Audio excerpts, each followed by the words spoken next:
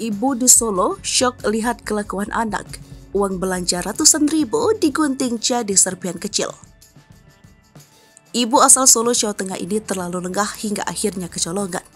Betapa nyesek hatinya mendapati uang belanjanya habis digunting menjadi serpihan-serpihan kecil oleh sang anak. Video viral di media sosial memperlihatkan aksi tak terduga dilakukan seorang bocah di Solo, Jawa Tengah, yakni menggunting sejumlah uang kertas menjadi serpihan-serpihan kecil. Uang kertas yang digunting bocah tersebut dipaparkan sang ibu merupakan biaya makan keluarga mereka selama 1 bulan.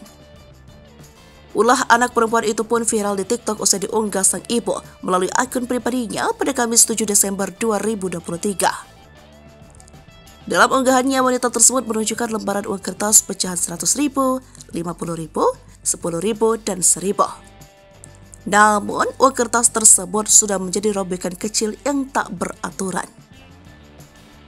Rupanya uang-uang tersebut baru saja dirobek sang putri menggunakan gunting.